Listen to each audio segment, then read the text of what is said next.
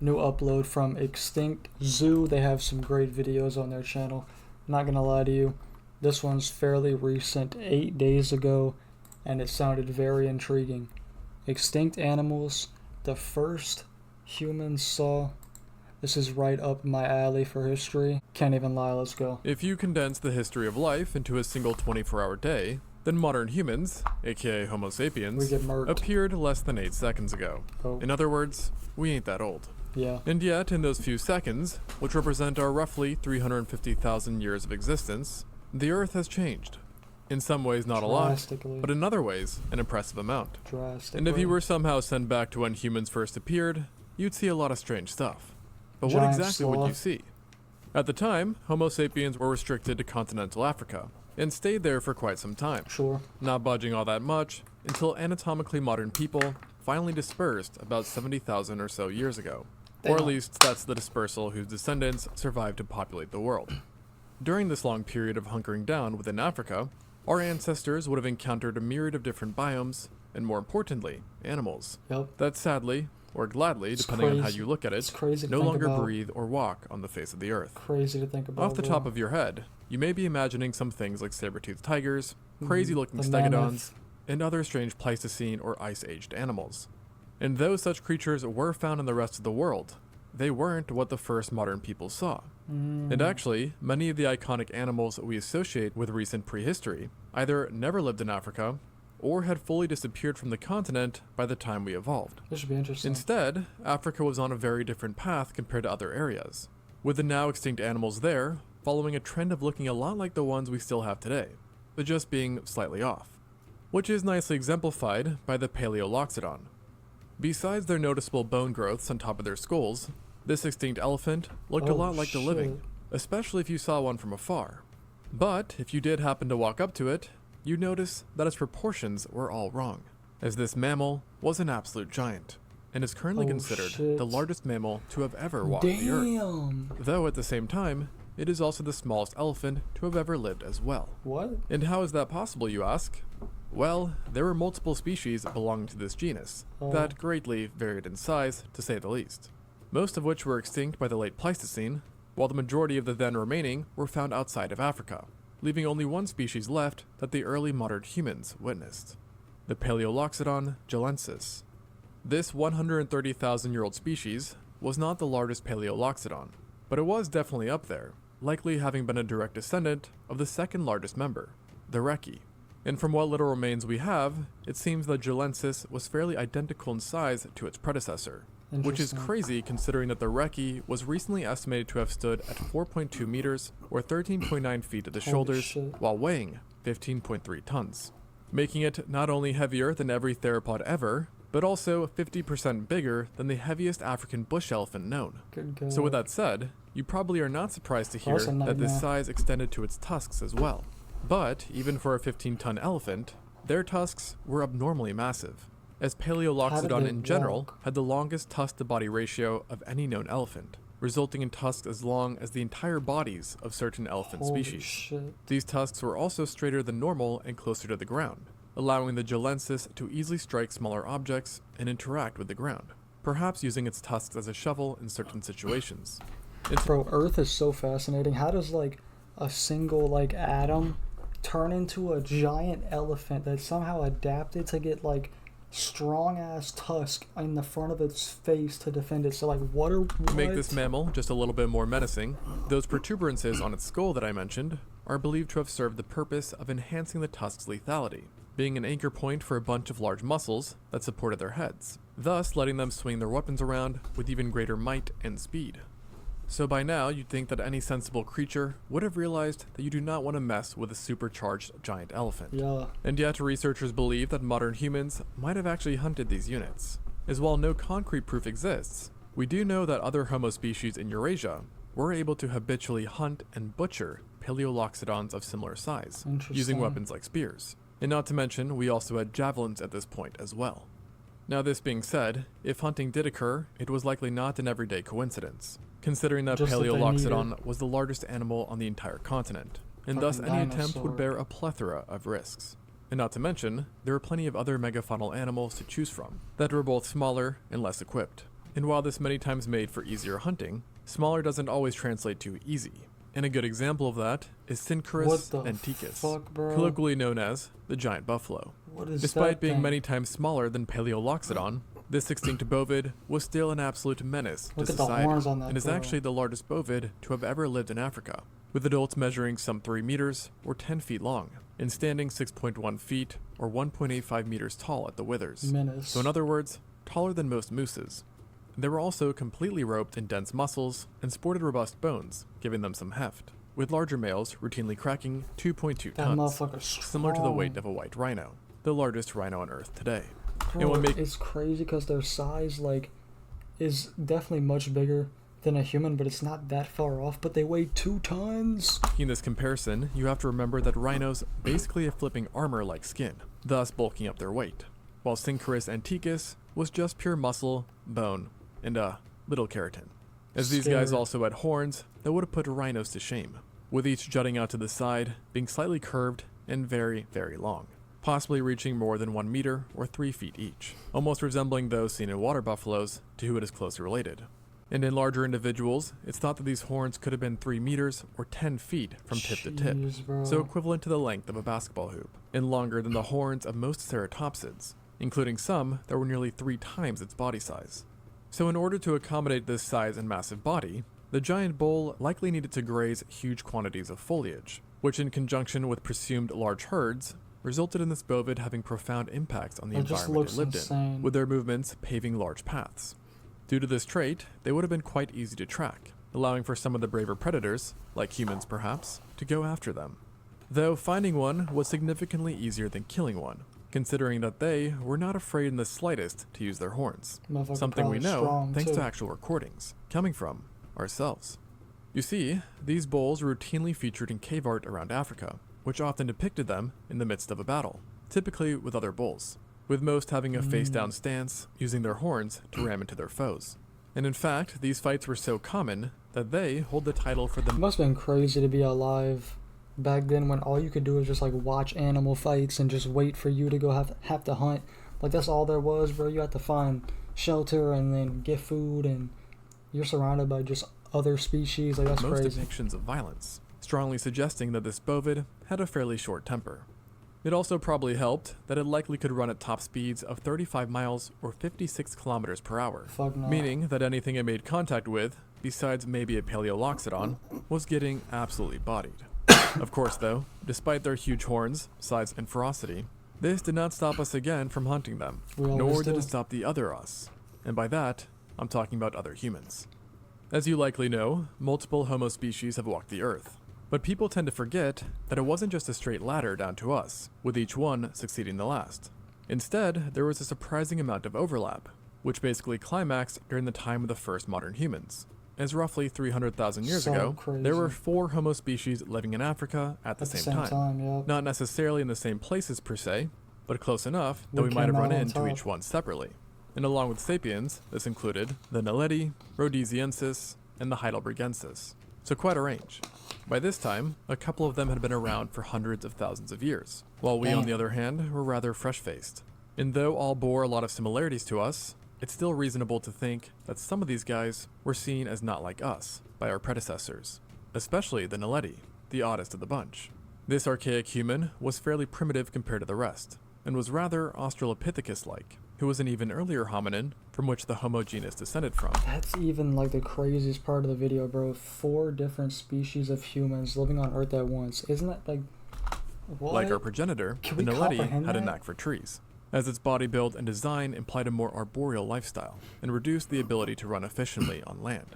They were also quite petite compared to us, being one of the smallest humans ever, and had small Damn. brains to match, with so far no material culture being assigned to them, which potentially highlights a lesser level of technology that might have made them unable to compete against us or the other Homo species. Furthermore, their diets were quite uncompetitive too, consisting of gritty food that was picked up from the floor and was covered in dust or dirt, Ew. which is reflected by their typically eroded teeth. Ew. So it would have been quite clear to modern humans that these guys are quite different. But a much more gray line occurred with the rest, specifically the Heidelbergensis. While the Naledi is known purely from South Africa, Heidelbergensis is known from various African countries. Okay. Plus, it did eventually leave the continent as well. Damn. Overall, they were fairly comparable to modern humans, sharing our height and having a similar brain size. Where they differed, though, was that they were a bit more Neanderthal-like, possessing wide chests and robust frames that made them more durable and most likely stronger Why than we didn't they were. last? So let's just say, in a scrap between them and us, I know who I'd bet on, at Right. least. They also had technology that matched ours, with the remains routinely being associated with fire usage, primitive buildings, spears, hand tools, How did they not live through the Ice Age? and even art. And these advancements ultimately allowed them to spread far and wide, inhabiting a large range in Africa, where they enjoyed a diet largely composed of meat, as they were specialized in taking out large game. And this overlap in both diet and range could technically have caused confrontations with Homo sapiens, where violence may have occurred. I have a good question. It might be random, but is it documented who like the first human was in Africa? Like that's a good question. Though, interestingly enough, there is a chance that any interaction might have been solved with words. Like, how do we just not spawn violence. there? Or rather, I should say sounds, as studies on their hyoid bone and middle ears found that they theoretically could have had human-like speech and possessed an early form of language, which Damn. subsequently would have helped with teamwork. How did they? And sure enough, some sites do demonstrate advanced cooperation, including one in Kenya consisting of over 50 butchered Theropithecus oswaldis, showcasing that the Heidelbergensis meant business. And this business likely extended to the Rhodesiensis, a slightly older Homo who is known from Zambia and was so similar to the Heidelbergensis that a lot of people actually think that it's a synonym for Heidelbergensis Interesting. instead of it being its own genus. But whatever the case, it's at least clear that these two were intelligent and fairly modern human-like, making any contact between them and us a topic of great interest. Although for now, no evidence of direct interactions are known of. But there is at least one study that claims that we did to a degree interbreed with the Heidelbergensis in sub-Saharan Africa. Definitely think we did interbreed with most of them, or if not all. In fact, there are some who actually believe that they are the direct ancestors to us. Some are. However, I will mention that this Neanderthals. has gotten quite the pushback in recent years, but technically is still a possibility, yet just one fogged in mystery. And just like our cloudy interactions with fellow Homo species, another area of uncertainty swirls around just about the scariest baboon-like creature nature's ever created, the Dinopithecus. Oh shit. For now, it's basically a gamble if this primate ever met sapiens, as it's super limited in the fossil record, and there's a chance that it went extinct by the time we showed up. But it was such an odd and scary creature that I feel like I've got to mention it. And with a name literally meaning terrible ape, Dinopithecus was a primate larger than the average man, with some specimens reaching 77 kilograms or 170 pounds in weight, and came equipped Damn. with deceptively powerful muscles. Bro, if this shit runs up or on you, 170 pounds in weight, and came what equipped do we even do? What do you do if you're walking? This shit jumps in front of you, and this is all you see. Like, what do you do? with deceptively You can't even do anything, bro. powerful muscles, They gonna and a start giant grabbing skull you. that housed menacing canines 20% bigger than those seen in the largest baboons today. So far, fossil remains are only known from South Africa and Ethiopia, where it is believed to have lived a bit like baboons, sticking mainly to the ground and roaming the lands as opposed to swinging from trees, and thus making possible run-ins all the more likely if they did align time-wise. However, unlike baboons, and different to most of its close relatives, the Dinopithecus seldomly ate grass or savanna-related foods, instead Interesting. gorging itself on fruits, and perhaps even the odd piece of meat or two. Okay. As paleontologists believe, it was an opportunistic feeder, likely eating more flesh than the vast majority of primates did up until that point. Oh, brother. Furthermore, thanks to its size and wicked canines, some have speculated that earlier and smaller Homo species may have made up this occasional snack, with the only silver lining here being that thanks to our size and technology, we, at least, were most likely in the clear. And Nice. obviously I don't wish anything bad on our ancestors, but it would be cool if they really did live with this essentially roided out baboon. That would be crazy. And in addition to this guy, there was another animal that matched the Dinopithecus' weirdness, despite not being nearly as dangerous, who definitely did live amongst oh us. shit. The Rusengorix, also known What as is that the build? dinosaur wildebeest. Yes, it did look slightly off compared to living archaeodactyls, thanks to its long and thickened neck, but you wouldn't be able to tell it was bizarre by just using your eyes. Instead, you would have had to use your ears, as while this animal did not look like a dinosaur, it did surely sound like one, What? namely a hadrosaur. When they were first discovered, paleontologists noted that within their skulls, Rusengorix possessed large trumpet-like nasal structures that were unlike anything seen in other mammals, yet were eerily similar to those found in hadrosaurs.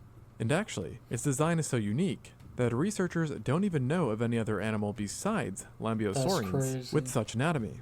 The researchers who discovered this creature believe that it convergently evolved this instrument thanks to its shared lifestyle with hadrosaurs, as both lived in large herds in relatively open areas, and Nature as is such, so a unique form of beautiful. communication would have come in handy.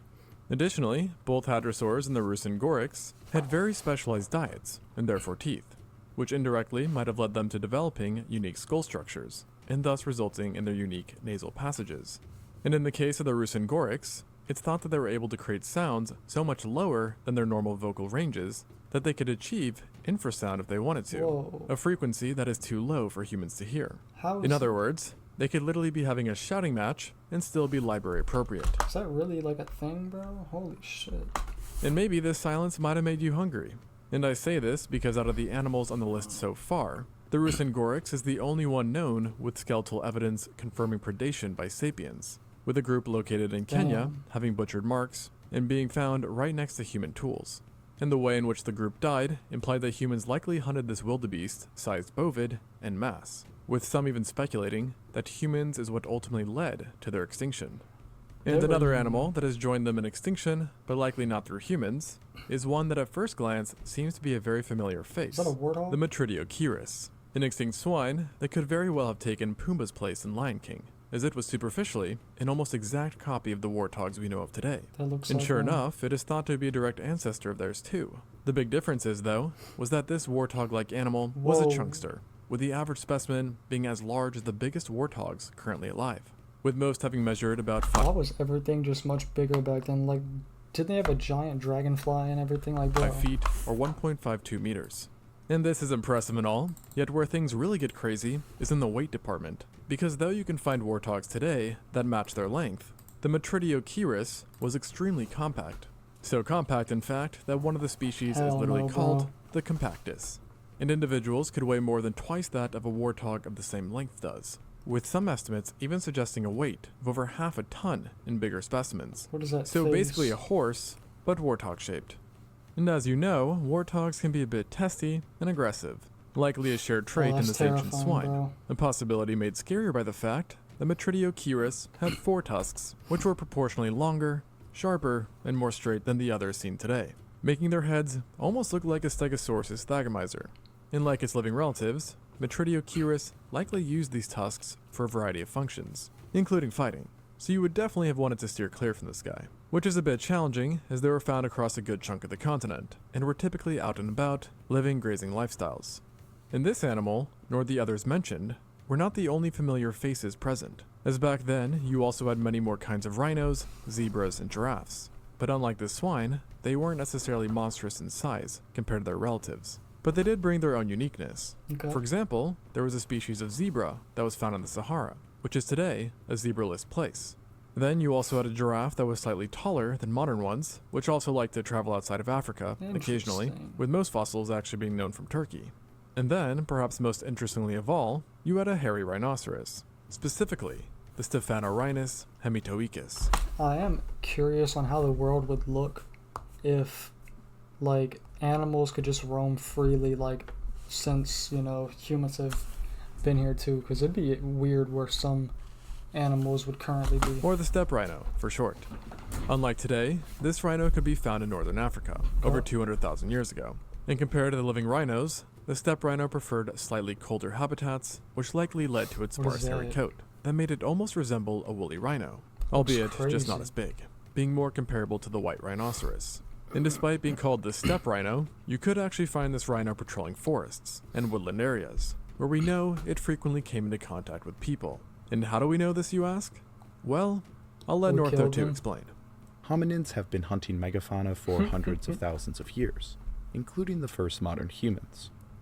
Multiple sites have shown us evidence of hunting and butchering of this animal, including a set Typical. of stone tools in Jordan dating to around 250,000 years ago. What animals didn't we It kill? may sound far-fetched that ancient humans would have been able to take down such a large animal with only simple tools, though through experimentation, I have found these weapons to be capable of much more than you would think.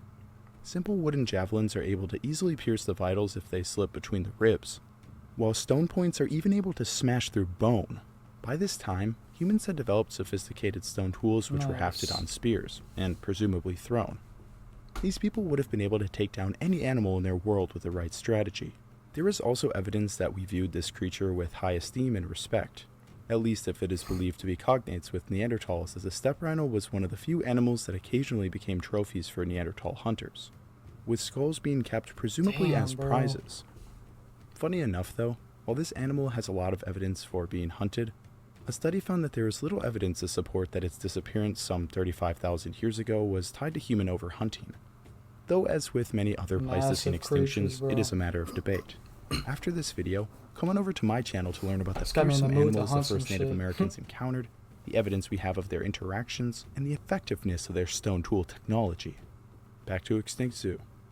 And this generally follows the trend, because while many animals did go extinct in Africa during the late Pleistocene, they seem to have been doomed with or without us. And compared to the rest of the world, Africa did manage to retain a remarkable amount of its megafauna.